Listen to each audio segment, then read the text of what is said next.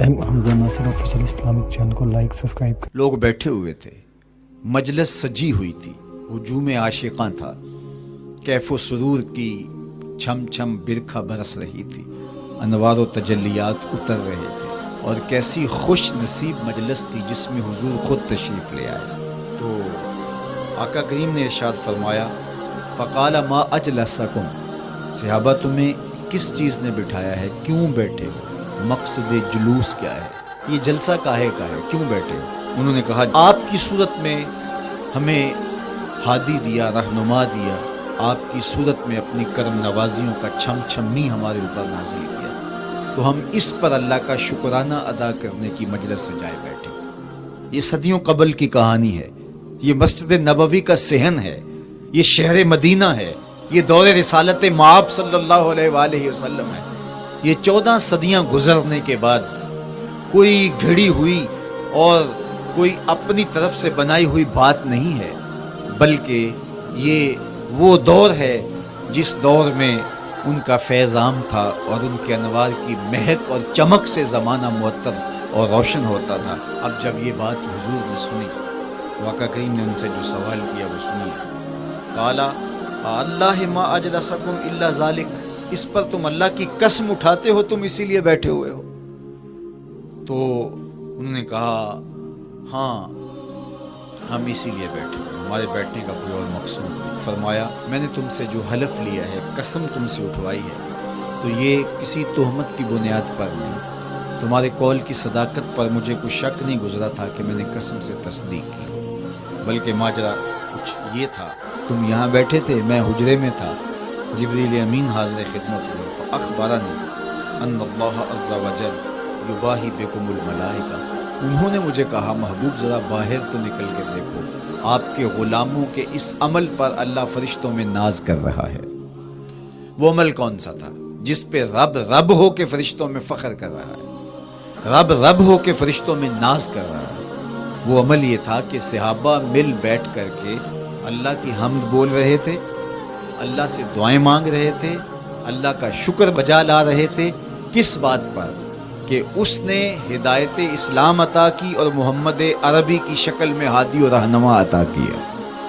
اس پر وہ اللہ کا شکرانہ ادا کر رہے تھے۔ تو اس پر جبریل امین نے آ کر کے حضور علیہ السلام کو بشارت دی اور اللہ کا پیغام سنایا کہ محبوب ذرا باہر تو نکل کے دیکھو، حجرہ انور سے باہر تو قدم رکھو، آپ کے صحابہ مسجد کے صحن میں بیٹھ کر کے اللہ کی اس نعمت کا جو آپ کی شکل میں انہیں عطا کی گئی شکرانہ ادا کر رہے ہیں۔ اللہ اکبر، اللہ کی رحمتوں سے کوئی بعید نہیں کہ آج کی مجلس قبول کر لی جائے اور اللہ فرشتوں سے کہے دیکھو صدیاں بیت گئی، یہ آج بھی بیٹھ کے اس نعمت کا شکرانہ ادا کرے، تم گواہ ہو جاؤ میں نے اپنے بندوں کی مغفرت فرما دی اور میرا اور آپ کا کام بن جائے، میری اور آپ کی جستجو کامیاب ہو جائے، میرا اور آپ کا بیٹھنا بامقصد ہو جائے، ہمارے آنے کا مدعا پورا ہو جائے، ہم جو چراغاں کر کے ماحول میں ایک خوبصورتی پیدا کر کے، ایک ظاہری جمال پیدا کر کے ہم حقیقی جمال کی تلاش میں نکلے ہیں، اس ظاہری روشنی کے اندر ہم باطن کی روشنی کو تلاش کرنے نکلے ہیں، ہو سکتا ہے کہ ہمارے دل اس نور سے مالا مال ہو جائیں۔ باقی جہاں تک حضور کی مدح و ستائش کی کہانی ہے، حضور علیہ الصلوۃ والسلام کی تعریف و توصیف کی بات ہے، تو یہ ایک رات کیا 12 حلقات نور کیا ساری زندگی بھی گزار دیں حق کے شکر پھر بھی ادا نہ، اس لیے کہ ہمیں زندگی کا سارا شعور اور باطن کے سارے اجالے حضور کی دہلیز سے نصیب ہوئے، تو یہ تو ساری زندگی بھی ہم تشکر میں بسر کر دیں تو حق ادا نہیں ہو پاتا، اور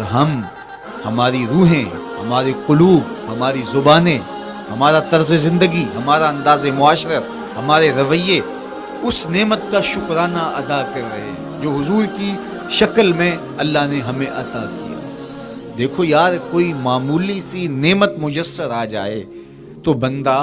اس پر شکرانہ ادا کرتے نہیں تھکتا۔ اللہ تعالیٰ نے قرآن مجید میں انسان کے اس رویے اور اس مزاج کو بیان کیا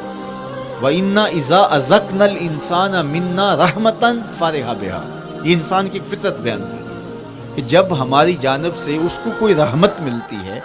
تو فرح بہا، تو وہ فرحت کا اظہار کرتا ہے. یہ انسانی طبع ہے، یہ انسانی فطرت ہے. اور اگر رحمت للعالمین نصیب ہو جائے تو پھر کتنی مسرت ہو. تو یہ اللہ جل شانہ کی طرف سے عنایت ہے جو اہل ایمان کا مقسوم ہوتا ہے اور اللہ ان کو عطا فرماتا ہے. حمزہ ناصر آفیشیل اسلامک چینل کو لائک سبسکرائب کریں.